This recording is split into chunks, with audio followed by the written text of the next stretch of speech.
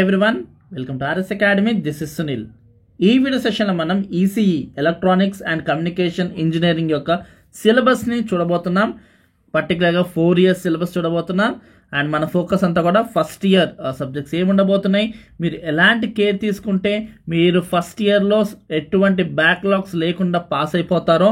ఎందుకంటే మనకి ఎక్కడా కూడా ఫస్ట్ ఇయర్ బ్యాక్లాగ్స్ రాకూడదు. ఎందుకంటే మీరేంటో అనే ఒక ఫిక్సేషన్ మీ యొక్క ఫస్ట్ ఇయర్ రిజల్ట్ బట్టి ఉంటుంది. మీ ఫ్యాకల్టీకి ఇంటర్నల్ మార్క్స్ ఏవైతే ఉన్నాయో లయన్ షేర్ మార్క్స్ అంతా కూడా మీ కాలేజ్ ఫ్యాకల్టీ చేతిలో ఉంటుంది. కాబట్టి అవి మీకు చాలా బాగా రావాలంటే ఇంప్రెషన్ అన్నది మీ ఫస్ట్ ఇయర్ మార్క్స్ బట్టే ఉంటుంది.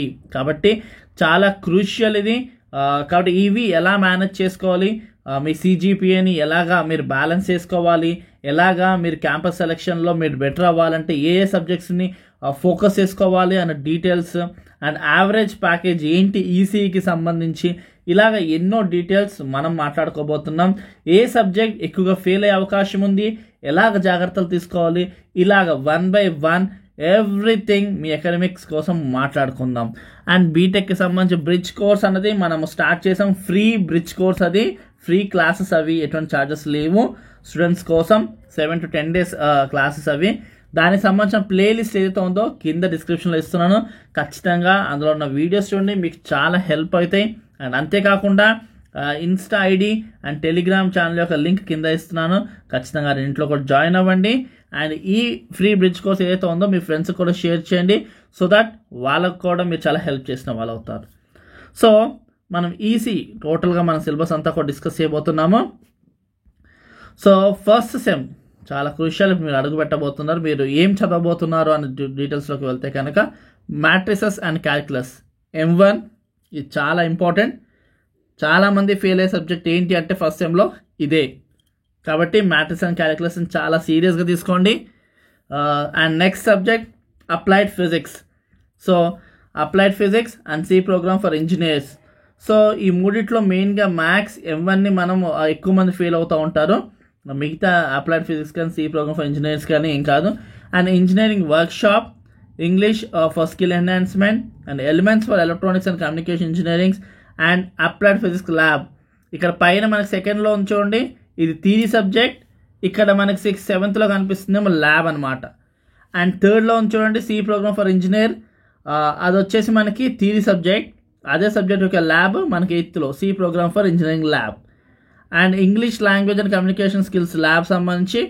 And next environmental science and induction program, just అది మనకి. సో మనం మొత్తంగా చూసుకుంటే మనకి ల్యాబ్స్ అనేవి ఇక్కడ ఏది అప్లైడ్ ఫిజిక్స్ సంబంధించి ల్యాబ్, సి ప్రోగ్రామ్ సంబంధించి ల్యాబ్, అండ్ కమ్యూనికేషన్ సంబంధించి English lab, communication skills develop చేసుకోవడానికి. కాబట్టి ఎవరైతే కొంత ఫ్యూచర్లో అటు సాఫ్ట్వేర్ ఇటు వెళ్దాం అనుకున్న వాళ్ళు ఈ సి ప్రోగ్రామ్ కానీ పైథాన్ కానీ ఏవైతే ఉంటాయో మీకు మినిమం సబ్జెక్ట్స్ అవన్నీ కూడా ఫోకస్ చేసుకోవడం చాలా ఇంపార్టెంట్. సో ఫస్ట్ సెమ్లో ఎటువంటి బ్యాక్లాగ్స్ రాకూడదంటే డే 1 నుంచి కూడా మ్యాట్రిసెస్ అండ్ క్యాల్కులస్కి చాలా ఇంపార్టెన్స్ ఇవ్వండి. ఆల్రెడీ M1 సంబంధించి మ్యాట్రిసెస్ సంబంధించి మనం ఇంట్రడక్షన్ ఆల్రెడీ ఇచ్చాం. సో దానికి సంబంధించిన వీడియో కూడా ఉంది బ్రిడ్జ్ కోర్స్లో, ఒకసారి చూడండి. M1 మ్యాట్రిసెస్ అది ఎక్కడ ఫెయిల్ అవ్వకూడదు. సో మీరు ఫెయిల్ అవ్వలేదు ఫస్ట్ సెమ్లో అంటే అర్థం మిమ్మల్ని టాపర్లా ట్రీట్ చేస్తారు. సెమ్ 1లో ఎక్కడ మీరు ఫెయిల్ అవ్వద్దు. ఫెయిల్ అయ్యారంటే సరిపోద్ది. సో 80%, 90% వచ్చిన స్టూడెంట్స్ కూడా బీటెక్లో ఫెయిల్ అవుతూ ఉంటారు. ఎందుకంటే రైట్ వేలో వెళ్ళరు. ఎందుకంటే మీకు ప్రాపర్ టెక్స్ట్ బుక్స్ ఉండవు. మీకు ప్రాపర్ ఇప్పుడు ఇంటర్లో మీకు ఒక టెక్స్ట్ బుక్ ఉంటుంది, ఒక పోర్షన్ ఉంటుంది, అలా ఉంటుంది. కానీ బీటెక్లో మీకంటే ఒక టెక్స్ట్ బుక్స్ ఉండవు, మీకంటే మెటీరియల్స్ ఉండవు, మీరే ఇన్ఫర్మేషన్ గ్యాదర్ చేసుకోవాలి. అండ్ కాలేజీలో ప్రతి సమ్ చెప్తారా అంటే చెప్పరు, చెప్పిన సమ్స్ ఎగ్జామ్కి వస్తాయంటే రావు. కాబట్టి మెథడ్ మీద, మెథడాలజీ మీద మీరు జనరల్ వ్యూతో జెల్ అయితే కనుక సక్సెస్ సాధించగలుగుతారు. సో ఇవి టోటల్గా ఫస్ట్ ఇయర్ సంబంధించి 20 credits ఉంటాయి మనకి. అండ్ సెకండ్ ఇయర్కి వచ్చేసరికి మనకి M2 ordinary differential equations and vector calculus. మళ్ళీ M2లో కూడా ఫెయిల్ అయ్యే ఛాన్స్ ఉన్న సబ్జెక్ట్ ఏది అంటే ఈ M2నే. ఫస్ట్ సెమ్లో మనకి ఫిజిక్స్ ఉంది, సెకండ్ సెమ్లో మనకి కెమిస్ట్రీ ఉంటుంది, ఇంజనీరింగ్ కెమిస్ట్రీ. అండ్ ఇక్కడ computer aided engineering graphics, and అలాగే basic electrical engineering, electronic device and circuits. ఇది మెయిన్ ఈసీఈలో మీరు చాలా నిలదొక్కోవాలంటే కావాల్సిన సబ్జెక్ట్ ఇది. 5thలో electronic device and circuits. Next applied Python program lab. And engineering chemistry lab, and basic electrical engineering lab, and electronic device and circuit lab. Second సెమ్లో చాలా ఇంపార్టెంట్ ల్యాబ్స్ ఇవి.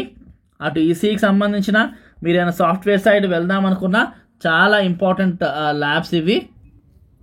మ్యాథ్స్ మాత్రం చాలా సీరియస్ తీసుకోండి.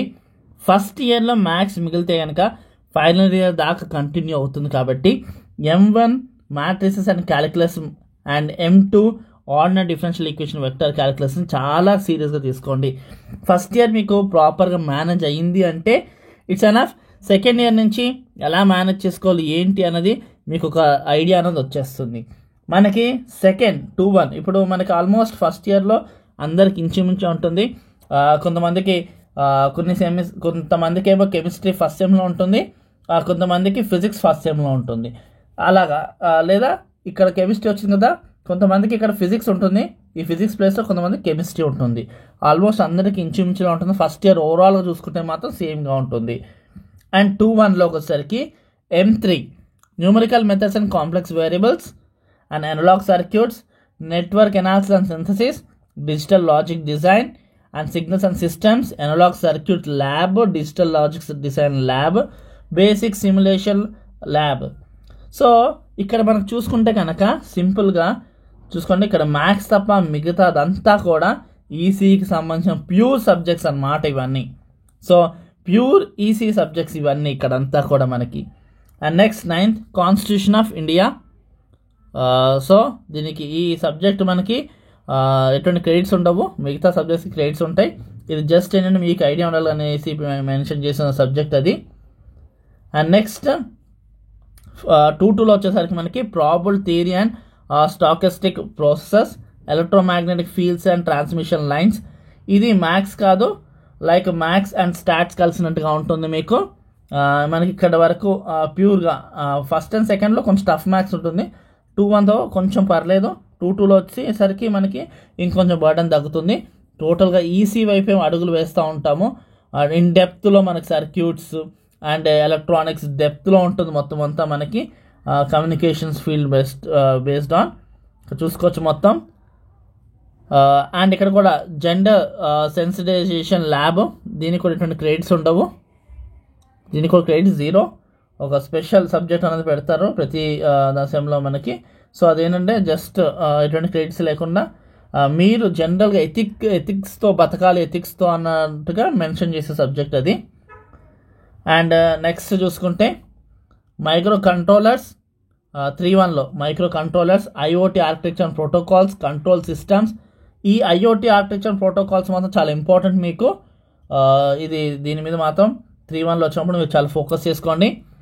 And next business economics and financial analysis. And next professional elective 1 and micro controllers lab, IoT architecture and protocols lab. ఈ IoT architecture and protocol థియరీని ల్యాబ్ని చాలా serious తీసుకోండి. And next English lab. And ఇక్కడ special subject కింద intellectual property rights. So దానికి కూడా ఈ సెమిస్టర్లో కూడా దానికి క్రెడిట్స్ లేని సబ్జెక్ట్ ఏంటంటే ఇంటెలెక్చువల్ ప్రాపర్టీ రైట్స్కి ఎటువంటి క్రెడిట్స్ ఉండవు. And next antennas and wave propagation, digital signal processing, చాలా డెప్త్ నాలెడ్జ్ ఉండే సబ్జెక్ట్స్ 3-2లో ఇవి. సో ఇవన్నీ చాలా సీరియస్గా ఫోకస్ చేసుకోవాల్సి ఉంటుంది మీరు. Professional elective 2. సో ఈ ప్రొఫెషనల్ ఎలెక్టివ్ 1, ఎలెక్టివ్ 2కి సంబంధించిన టాపిక్స్ ఏంటని కింద చూపిస్తాను మళ్ళీ నేను. ఆ టాపిక్స్లో నుంచి మీరు సెలెక్ట్ చేసుకోవాల్సి ఉంటుంది. Open elective 1 and digital signal processing laboratory and CMOS and VLSI design laboratory. ఇది చాలా ఇంపార్టెంట్. VLSI డిజైన్ ల్యాబొరేటరీ చాలా ఇంపార్టెంట్. ప్లేస్మెంట్స్ వైజ్గా మీకు VLSI డిజైనర్ కింద చాలా మంచి అవకాశాలు ఉంటుంది. ఈ VLSI డిజైన్ ల్యాబ్ని అండ్ VLSI సబ్జెక్ట్ని, థియరీ సబ్జెక్ట్ని చాలా ఫోకస్ చేసుకోండి. And next advanced communication lab and industry oriented mini project or internship మాత్రం చాలా సీరియస్గా చేయండి, మీకు అదే లైఫ్. సో ఇంటర్న్షిప్ని నేమ్ సేక్గా చేయకండి, చాలా సీరియస్గా వర్తబుల్గా చేస్తే మీకు చాలా బాగుంటుంది. ఇండస్ట్రీకి వెళ్ళి అక్కడ నిజంగా కష్టపడండి, ఖచ్చితంగా అది మీ ప్లేస్మెంట్స్లో మీకు కీ రోల్ ప్లే చేస్తుంది. నేను చెప్పిన ఈ సబ్జెక్ట్స్ మీరు సీరియస్ తీసుకుంటే మీకు మినిమం 8 lakhs నుంచి 20 lakhs ప్యాకేజ్, యావరేజ్ ప్యాకేజ్ అది. ఇంకా ఎక్కువే సంపాదించిన వాళ్ళు ఉన్నారు ఈసీలో. సో 8 lakhs to 20 lakhs అనేది ఆన్ అన్ యావరేజ్. మీరు ఇంకా మెరిట్ అయ్యి ఇంకా చూస్తే 20 పైనే వస్తుంది మీకు. సో వర్తబుల్గా చదివిన వాళ్ళకి ఎంత రెసిషన్ అయినా సరే జాబ్స్ పక్కా ఉంటుంది. వర్తబుల్గా చదవని వాళ్ళకి ఎంత బయట అవకాశం ఉన్నా వాళ్ళలో నాలెడ్జ్ లేనప్పుడు వాళ్ళకి ఎక్కడికి వెళ్ళినా జాబులు ఉండవు. కాబట్టి రైట్ ఫ్రమ్ ఫస్ట్ సెమిస్టర్ నుంచే మీరు నాలెడ్జ్ తీసుకోండి. ఖచ్చితంగా కాలేజ్కి వెళ్ళి ల్యాబ్స్కి ఎక్కువ ఇంపార్టెన్స్ ఇవ్వండి. ఖచ్చితంగా అప్పుడు మీరు సక్సెస్ సాధించగలుగుతారు. ఈవీఎస్ ఇక్కడ జనరల్ సబ్జెక్ట్, దీనికి ఎటువంటి క్రెడిట్స్ ఉండవు దీంట్లో కూడా ప్రతి సెమిస్టర్లానే. అండ్ నెక్స్ట్ 4-1 చాలా క్రూషియల్ టైంలోకి వచ్చినట్టు మీరు ఆ టైంకి. So microwave optical communications, professional టు 3, ప్రొఫెషనల్ టు 4, open elective 2, professional practice law and ethics, microwave optical communication lab and project stage 1 ఇక్కడ, అండ్ ప్రాజెక్ట్ స్టేజ్ 2 మళ్ళీ మీరు 4-2లో చేయాల్సి వస్తుంది. 4-2 అంతా కూడా ప్రొఫెషనల్ టు 5, ప్రొఫెషనల్ టు 6, open elective 3 and project stage 2 including seminar ఇవ్వాల్సి ఉంటుంది. Total credits 120. సో ఇక్కడ మన టాపిక్స్ తీసుకోవాల్సింది ఇదే.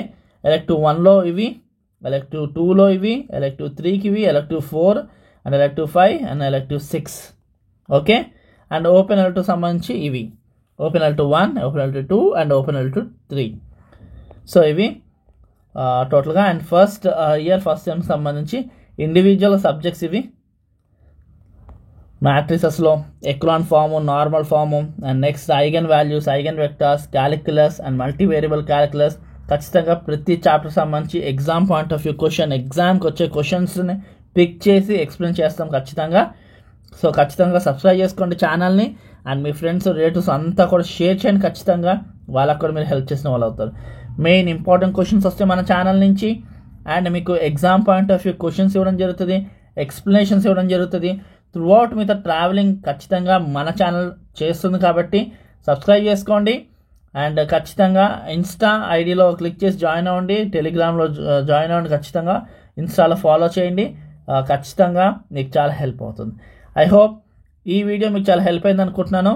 అండ్ ఖచ్చితంగా మీ డౌట్స్ ఏమంటే మెన్షన్ చేయండి, వాటికి అనుగుణంగా మేము వీడియో ఖచ్చితంగా మీకు అందిస్తాం. Thank you for watching. Do subscribe our channel.